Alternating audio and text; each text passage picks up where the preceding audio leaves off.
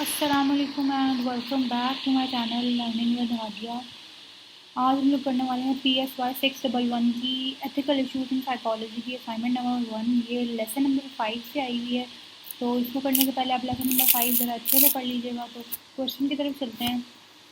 The ethical principles of psychologists and code of conduct put forth by the APA consist of the 10 ethical standards which have been discussed in lesson 5 of your course। कह रहे हैं कि APA ने जो है ना 10 ethical standards बताए हैं साइकोलॉजिस्ट को कि आपका जो है ना एथिक्स कैसे होने चाहिए, आपका कंडक्ट कैसे होना चाहिए किसी के साथ। तो वो आपने लेसन नंबर 5 में हमने डिस्कस किए हैं। उसके उसी पे जो है ना क्वेश्चन हैं, ये असाइनमेंट उसी पे है। Your task is to read the pertinent lesson carefully, identify the ethical standard that applies best to the given scenarios below, and justify by providing। अच्छा, तो एग्जाम्पल पढ़ लेते हैं।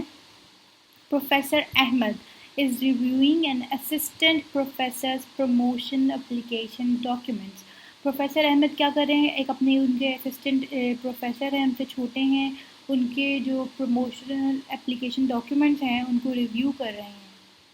उन्हें डिस्कवर क्या किया है और उन्होंने अपनी फैकल्टी मेंबर्स को बताया है कि जो उनकी जो पब्लिकेशंस है उनके अंदर उन्होंने बहुत सारे प्लेजराइज्ड आर्टिकल्स हैं, मतलब उन्होंने किसी से देख के लिखे हैं, वो उनसे मिलते जुलते आर्टिकल्स हैं। ये प्लेजरिज्म हुई हुई है इसमें, चीटिंग। आप आसान लफ्ज़ों में कहते हैं cheating. Professor presented the evidence to the chair of the department. उन्होंने जो कि बड़े हेड थे डिपार्टमेंट के, उनको एविडेंस दिया इस बात का। कैसे एविडेंस दिया? ज़ाहिर बात है, जो भी उन्होंने आर्टिकल पहले पढ़ा होगा और वो उन्होंने कहा कि ये तो इससे रिलेट करता है, तो उन्होंने वो वाले आर्टिकल्स उनको दिखाए। ठीक है। The chair and the professor inform the faculty. उन्होंने फिर फैकल्टी मेम्बर्स को बताया इस बारे में कि उन्होंने प्लेजरिज्म डिस्कवर की है and would be forwarding the information to the university committee. और जो ये जो प्लेजरिज्म है इसके बारे में वो यूनिवर्सिटी कमेटी को बताएंगे कि एथिकल कंडक्ट के खिलाफ वर्जी हुई है। And if the committee found that the plagiarism had occur, और अगर कमेटी ने कहा कि हाँ प्लेजरिज्म तो हुई है, अगर कहा उन्होंने, would inform the journal in which the articles were published, तो वो जर्नल्स को बताएंगे जिसमें ये आर्टिकल पब्लिश हुआ है। तो ये आइडेंटिफाई करेंगे हम लोग इसको रिपोर्टिंग एथिकल वायलेशन के। ये एथिकल वायलेशन में अब ये है प्लेजरिज्म। एक मिनट में यहाँ पे निकालती हूँ। ये आर्टिकल मैंने पढ़ा था, एक मिनट में पीडीएफ फाइल जी। तो ये लेसन नंबर 5 है, इसमें मैं ये भी पढ़ लेती हूँ। रिपोर्टिंग एथिकल वायलेशंस का ये टॉपिक है, लेसन नंबर 5। ये देखो, ये मैं वीडियोज़ इसकी भी बनाऊँगी, भी थोड़ा सा ना ये असाइनमेंट्स का था, तो मैं अभी ये वीडियोज़ इसकी भी बनाऊँगी। If an apparent ethical violation has substantially harmed or is likely to substantially harm a person or organization, psychologists may take further action। कि उन्होंने कहा कि जो ethical violation हुई है किसी के काम की, किसी की organization की, तो psychologists कोई action ले सकते हैं, like referral to state or national committees or professional ethics to state licensing board or to the relevant institutional authorities। तो ये है रिपोर्टिंग एथिकल वायलेशन। लेकिन आप इसको अपने वर्ड में लिखेंगे कि क्योंकि वो प्लेजराइज था, प्लेजरिज्म उसमें देखी गई। उन्होंने फिर वो कहा कि हम कमेटीज़ को बताएं, उन्होंने उसने हेड को बताया और हेड ने कहा कि हम कमेटी को बताएंगे कि इसमें प्लेजरिज्म हुई है। और अगर उन्होंने प्लेजरिज्म देखी कि हाँ जी इसमें प्लेजरिज्म हुई है, तो वो फिर आगे उस जर्नल जहाँ पे ये आर्टिकल पब्लिश हुए थे उस जर्नल को बताएंगे कि इसमें जो है ना प्लेजरिज्म हुई है, थी किसी और का काम है। ठीक है। अब हम लोग देख लेते हैं दूसरा वाला। ठीक है, इसको कर लेते हैं। A school psychologist completed a report summarizing her assessment of a child whose test result did not meet diagnostic criteria for serious emotional disturbance। यानी एक स्कूल का साइकोलॉजिस्ट था, उन्होंने रिपोर्ट की कि और समराइज़ किया उस एक बच्चे को असेस किया। उन्होंने कहा कि इसका जो है ना रिज़ल्ट वो इमोशनल डिस्टर्बेंस से नहीं ये डायग्नोस्टिक इसका नहीं डायग्नोज हो रहा कि ये इसके अंदर कोई सीरियस इमोशनल डिस्टर्बेंस है। काफ़ी दिनों के बाद psychologist realize the principal of her school काफ़ी दिन बाद जो साइकोलॉजिस्ट था उस स्कूल का, उसने रियलाइज़ किया कि जो प्रिंसिपल है उस स्कूल का, who desire to fill a special education quota, कि वो चाहती थी कि कोई एजुकेशन कोटा है उसको फिल करे वो, had forwarded to the superintendent of schools only those parts of the assessment report that could be interpreted as confirming that the student as as having a serious emotional disturbance. School के psychologist ने एक बच्चे को assess किया और उसने कहा कि नहीं, इसके अंदर जो है ना सीरियस इमोशनल डिस्टर्बेंस नहीं है। उसने डायग्नोज जब किया तो उसने ये कहा, लेकिन काफ़ी दिन बाद जो है ना साइकोलॉजिस्ट को पता चला कि मैंने कह दिया था कि इसमें इतना सीरियस इमोशनल डिस्टर्बेंस नहीं है कोई, लेकिन जो प्रिंसिपल ने, क्योंकि वो चाहती थी कि कोई जो है ना कोटा एजुकेशन, स्पेशल एजुकेशन कोटे को फिल करने के लिए, उन्होंने उस बच्चे को की जो है ना असेसमेंट की रिपोर्ट जो है ना वो गलत इंटरप्रेट कर दी और कह दिया कि जो पार्ट जिसमें ज़्यादा सीरियस इमोशनल डिस्टर्बेंस कुछ पार्ट्स थे जिसमें उसने किया था, तो वो सिर्फ उन्होंने आधी रिपोर्ट भेज दी और आधी नहीं रिपोर्ट भेजी। तो ये था miss use of psychologist word. तो अभी ये इसमें पढ़ लेते हैं। इधर था, if psychologists learn of misuse or mispresentation of their work। अब यहाँ पे जो प्रिंसिपल ने मिस प्रेजेंटेशन की उसके काम की, मिस प्रेजेंटेशन की ना, उसकी आधी रिपोर्ट भेजी और आधी नहीं भेजी। They may take reasonable steps to correct और मिनिमाइज द मिसयूज और रिप्रेजेंटेशन। तो वो स्टेप्स उठा सकते हैं, या आप इसको अपने वर्ड में लिख दें कि जो साइकोलॉजिस्ट था स्कूल का, उसको पता चल गया कि उसकी जो रिपोर्ट है उसको मिस प्रेजेंट किया है प्रिंसिपल ने। सो ही कैन टेक, ही और शी जो भी साइकोलॉजिस्ट है, can take steps to minimize the misinterpretation और करेक्ट द मिस इंटरप्रिटेशन।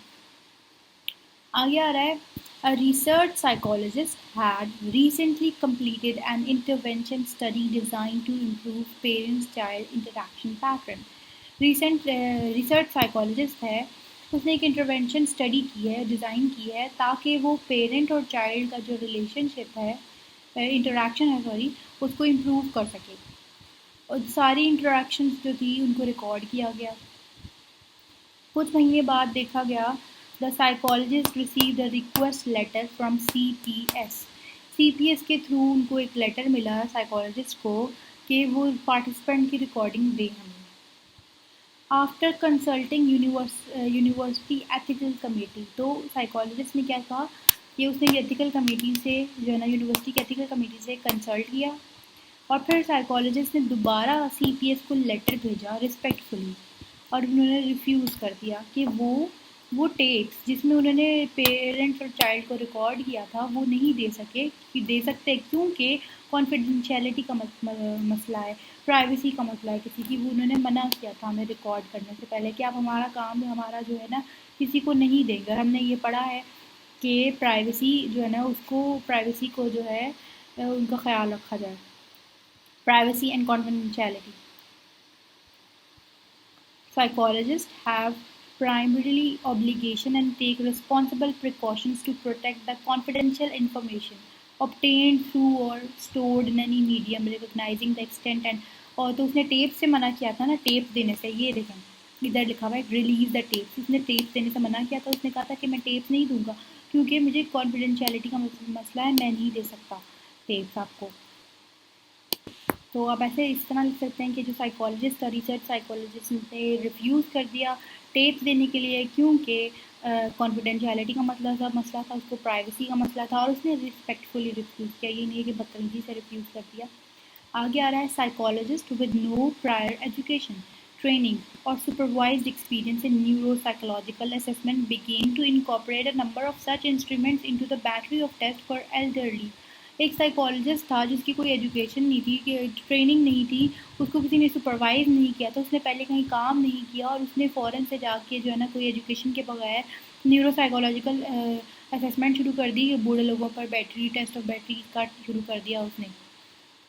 और जो कोई सीनियर कोलीग था उसने उसको एडवाइस किया टू ऑब्टेन अप्रोप्रिएट ट्रेनिंग ले न्यूरो साइकोलॉजिकल असेसमेंट में, ताकि वो टेक्निक्स को कैरी ऑन कर सकें। आप ये टेक्निक्स तब तक नहीं कैरी कर सकते जब तक आपका जो है ना प्रॉपर ट्रेनिंग ना हो, प्रॉपर तरीके से आपने पढ़ा हुआ ना हो।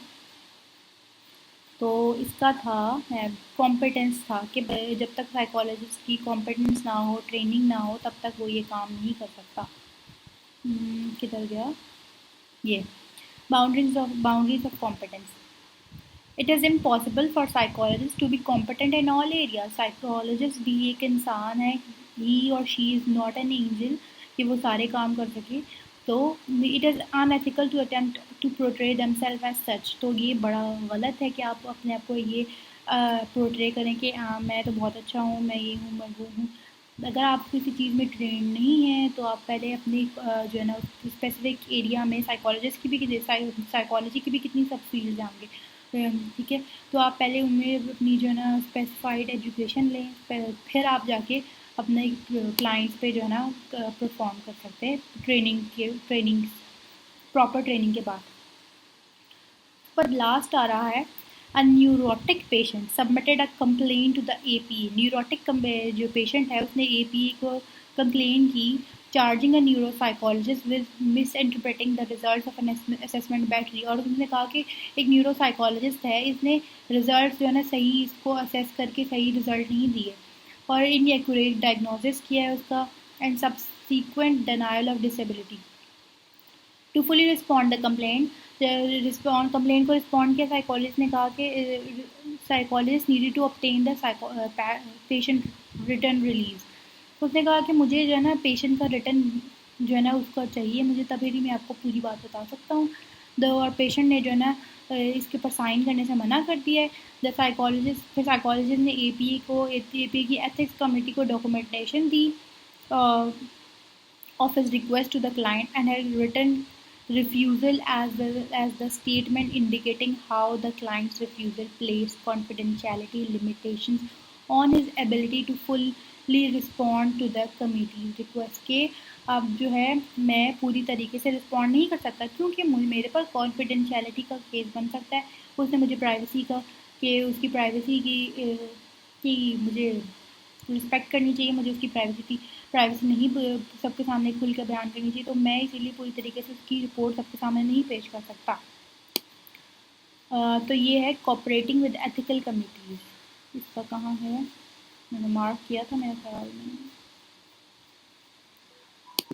जी। तो ये पेज नंबर 23 पे था कोऑपरेटिंग विद एथिकल कमिटीज़ कि साइकोलॉजिस्ट को जो है ना जब इन्वेस्टिगेशन हो तो क्योंकि इसमें इन्वेस्टिगेशन हुई ना कि ये आपने जब उसने क्लाइंट ने एपीए को कह दिया कि ये गलत बात की है इसने, तो फिर साइकोलॉजिस्ट ने कोऑपरेट किया अपनी एथिकल कमिटीज़ के साथ। उसने उनको बताया कि मुझे जो कॉन्फिडेंशियलिटी उसने देखें they address many in doing so they address any confidentiality issues. उसने यहाँ पर फिर आप देख सकते हैं कॉन्फिडेंशियलिटी इशूज़ उसने बताया यहाँ पे कौन सा था न्यूरोटिक पेशेंट न्यूरोसाइकोलॉजिस्ट को कॉन्फिडेंशियलिटी इश्यूज थे, उसने इसलिए नहीं बताया सब कुछ।